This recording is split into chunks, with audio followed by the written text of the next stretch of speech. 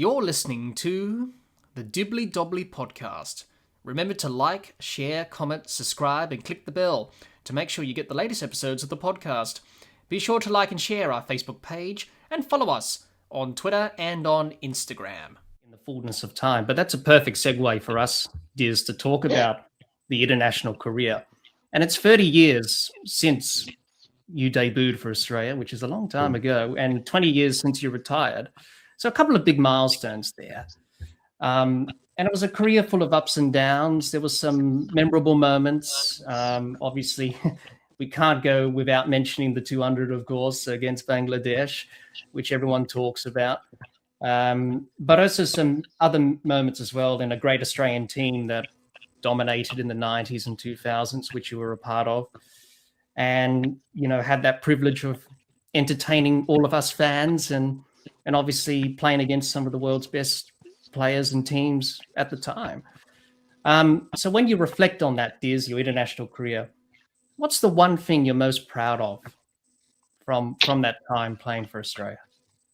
One thing, geez, narrowing it down, it's pretty hard. I think when you plan and prepare well for a cricket match or a test series, and all that hard work and effort and planning and preparation pays off, I think that's the most satisfying thing. So to narrow it down to one thing is very difficult. Look, for me, it was all about team success. It was all about winning games of cricket. That's ultimately what we played for. And so some of the wins that we had, beating England in England and Australia were highlights. Winning in India for the first time, Australian side for the first time in 35 years in 2004, that was a big highlight.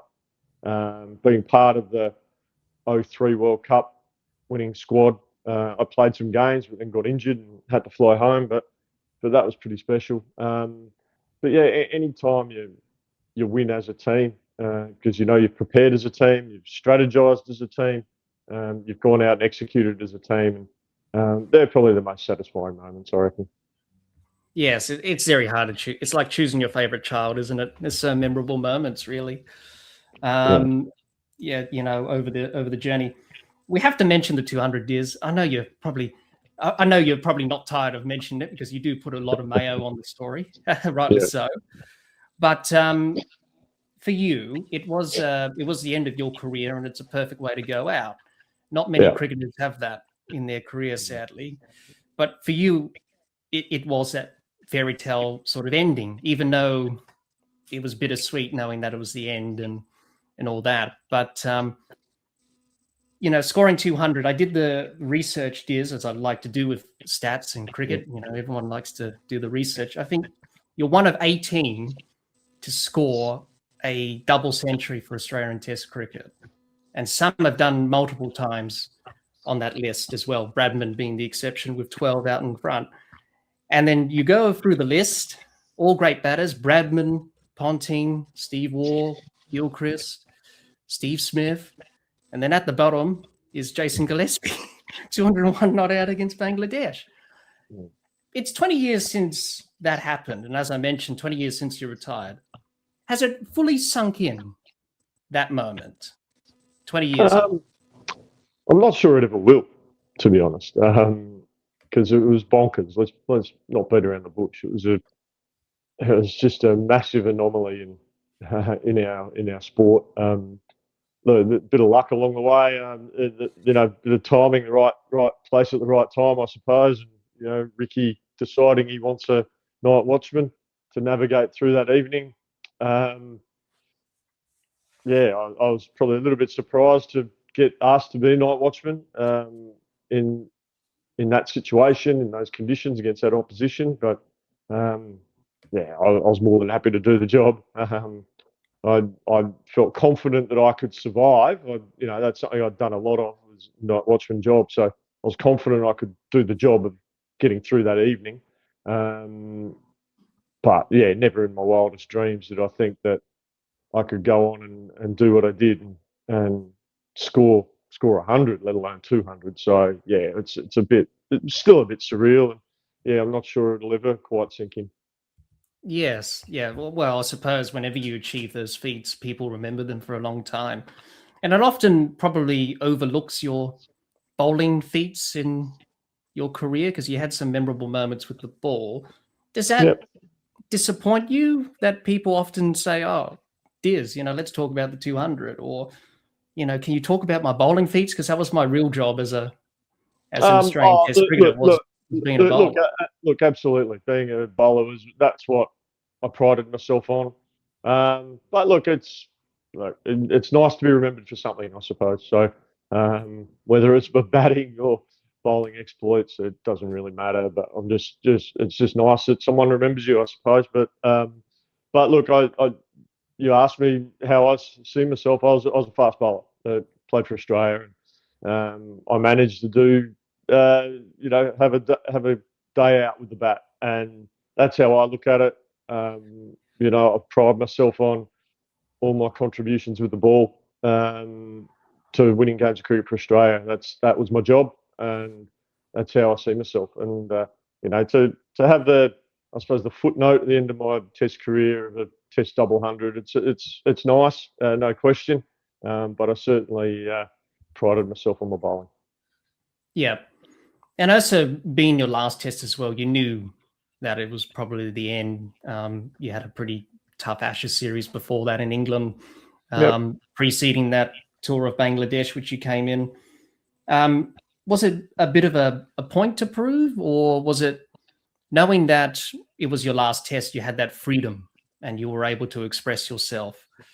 But Uh, also, was it a bit of a point to prove to show people that you still were capable, even though the form and the time that you had was sort of declining as you got older and the career started to go downwards? um, well, I still felt I could contribute to the Australian cricket team. But yeah, I wasn't bowling as well as I'd bowled in previous years. That's fine. That happens. I still felt I could contribute. So there was a little part of me that thought, well, after Bangladesh series, that there's opportunity to play a bit more for Australia. But deep down, I probably knew it was my last hurrah in Australian colours, and I accepted that relatively quickly. But once I got the call that I wasn't going to be considered, I wasn't in the initial squad for the Ashes next summer in Australia in 2006-7. Uh, I knew that, yeah, I knew I was done, and kind of accepted that. And maybe that was in part, why, I suppose my numbers and my output was dropped away probably my last couple of years in first class cricket. Maybe, I don't know, maybe deep down I knew that, I was never going to play for Australia again, because that was always my motivation, because, to play for Australia. But once that's taken away, and deep down I probably knew I was never going to get back in. I probably needed that motivation to keep driving and setting new standards. And yeah, once I knew I was never going to play for Australia again, I suppose a little bit of that excitement of playing professional cricket sort of went away. And in the end, I was, 33 and a half when I retired from professional cricket. And I was comfortable with that. Yeah, yeah, absolutely. There's, many Australian Test cricketers, either present or former, have a different perspective when it comes to the baggy green and what it means to play Test cricket for Australia. I suppose when Steve Waugh took over as captain, it was even more importance put on it than previous captains and previous teams. For you, what does the baggy green and playing Test cricket for Australia mean to you? Well, it's something I wanted to do from a very young age, and something that I cherished each and every day that I walked out with the cap on. The baggy green, look, it's a symbol of all the hard work and effort, the sacrifice you make, sacrifices that everyone makes for you, because you can't do it on your own. You've got support from family and friends, and all the times mum and dad drove me to trainings and games and things like that. You reflect on that.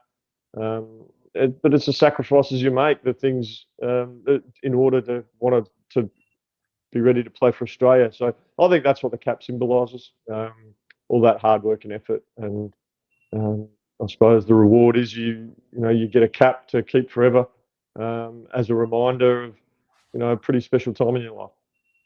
Yeah, absolutely. And when you think about it, only 470 odd players have played for Australia since the